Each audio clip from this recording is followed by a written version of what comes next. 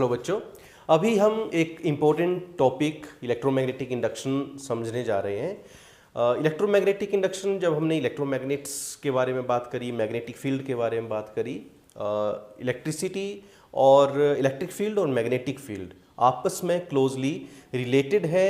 इसी को प्रूव करने के लिए फैराडे ने और हेनरी ने ये एक्सपेरिमेंट किए थे अपने अपने प्लेस पर, अपने टाइम में।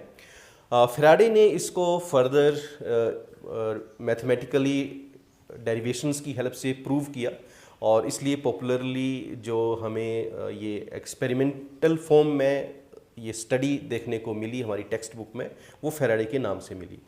तो ये फैराडेज इलेक्ट्रोमैग्नेटिक इंडक्शन एक्सपेरिमेंट क्या है, इसी को भी हम समझेंगे कि जब मैग्नेटिक फील्ड चेंज होती है तो मैग्नेटिक फील्ड के चेंज होने की वजह से इंड्यूस्ड ईएमएफ डेवलप होता है उसकी नियर बाई कोइल्स में, कंडक्टर में। तो कैसे ये होता है इसी को अभी हम देखेंगे। तो सबसे पहले अगर हम ये देखें कि एक जो मैग्नेट होता है उसकी सराउंडिंग में जो फील्ड होती है वो इस तरह से होती है। फील्ड क्या होती है? किसी भी फिजिकल क्वांटिटी का इफेक्ट कितनी डिस्टेंस तक हम फील कर सकते हैं, एक्सपीरियंस कर सकते हैं, वो उसकी फील्ड होती है। तो जैसे मैग्नेट के साथ आपने खेल किया होगा बचपन में या अभी भी, मैग्नेट्स को अगर हम देखें तो वो अपनी कुछ रेंज से जो मैग्नेटिक फील्ड से इफेक्ट होने वाले मटेरियल्स हैं, जैसे आयरन है, उसको वो कैच करता है कुछ पर्टिकुलर डिस्टेंस से। तो कितनी डिस्टेंस से कैच करेगा वो उसकी फील्ड है। वो फील्ड हमें दिखती नहीं है, लेकिन उसको हम विजुलाइज कर सकते हैं इस तरह से कि उसकी सराउंडिंग में जो ये फील्ड है वो हमें इस तरह से दिखेगी। अगर हम कंपस रखें इसके सराउंडिंग में तो कंपस नीडल जो है वो इस तरह से डिफ्लेक्ट होगी इसकी सराउंडिंग में। तो ये एक मैग्नेट की प्रॉपर्टी है, जिसकी सराउंडिंग में क्या है? Magnetic field. अब इस तरह के मैग्नेट को अगर हम एक कोइल के पास इस तरह से मूव करें, ये जो कोइल है इसकी क्या प्रॉपर्टी है? ये एक कंडक्टर है, कंडक्टिंग कोइल है। ये कॉपर हो सकता है, जो भी कंडक्ट कर रहा है मटेरियल, कॉपर, एल्यूमिनियम। तो इस कंडक्टिंग कोइल की साथ अटैच्ड है ये जो कोई सेंसिटिव गैल्वेनोमीटर भी हो सकता है, या जैसे इस एक्सपेरिमेंट में यहाँ एक बल्ब को अटैच किया है आपको दिखाने के लिए कि जब हम मैग्नेट को मूव कर रहे हैं तो क्या इफेक्ट हो रहा है। तो ये पहला एक्सपेरिमेंट था जिससे ये दिखाया गया कि मैग्नेट की मूवमेंट से नियर बाई कोइल में एक ईएमएफ इंड्यूस हो रहा है, वो हमें इस फॉर्म में दिखा। अगले एक्सपेरिमेंट में क्या किया कि जो ये कोइल है इसके साथ मैंने बैटरी अटैच कर दी। तो कोइल के साथ बैटरी अटैच कर दी तो इसमें करंट फ्लो कर रहा है। अब ये जो करंट फ्लो कर रहा है, तो करंट फ्लो होने की वजह से इसकी सराउंडिंग में एक मैग्नेटिक फील्ड बन गई है, ये एक मैग्नेट की तरह बिहेव कर रहा है। तो ये भी हमने पढ़ा कि करंट कैरिंग कोइल जो होती है उसके सराउंडिंग में मैग्नेटिक फील्ड बनती है।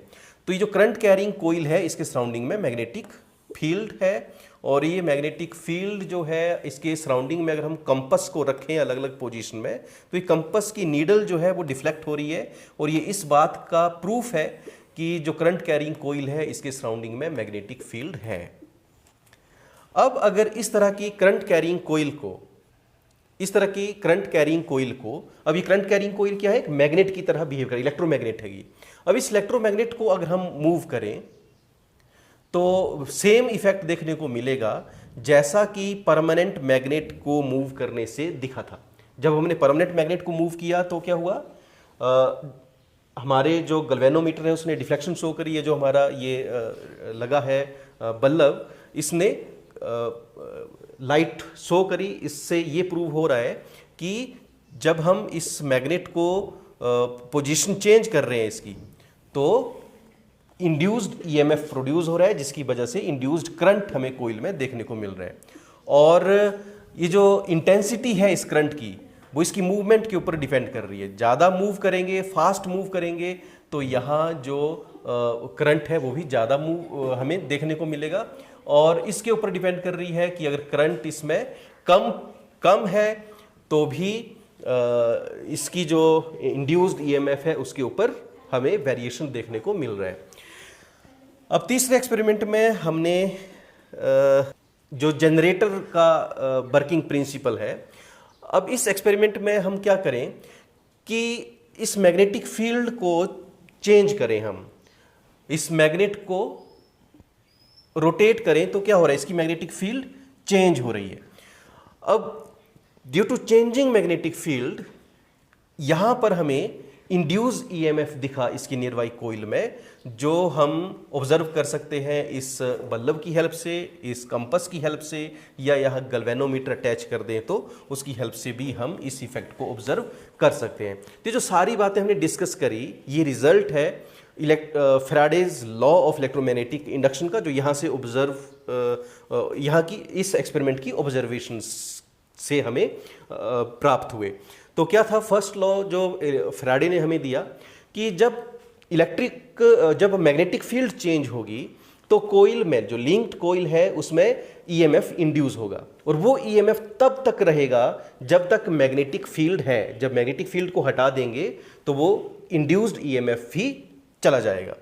तो ये फैराडेज फर्स्ट लॉ आ गया कि जो ईएमएफ यहाँ पर बन रहा है वो किसकी वजह से है, इंड्यूस्ड ईएमएफ किसकी वजह से है, इस चेंजिंग मैग्नेटिक फील्ड की। जो मैग्नेटिक फ्लक्स चेंज हो रहा है, इस मैग्नेटिक फ्लक्स के चेंज होने की वजह से यहाँ पर ईएमएफ इंड्यूस हो रहा है, और तब तक इंड्यूस होता रहेगा जब तक ये चेंज होता रहेगा।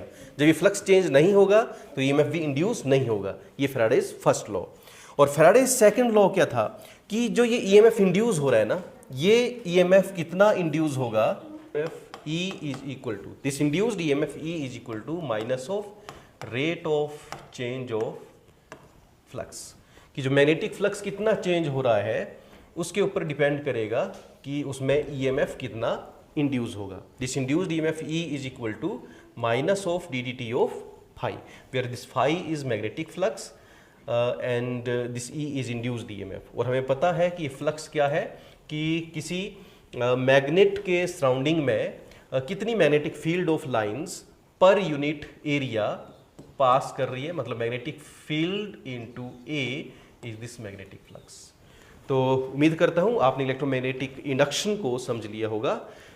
बहुत बहुत धन्यवाद वीडियो को पूरा देखने के लिए। इसी तरह से एक्सपेरिमेंटल फिजिक्स के टॉपिक्स को समझने के लिए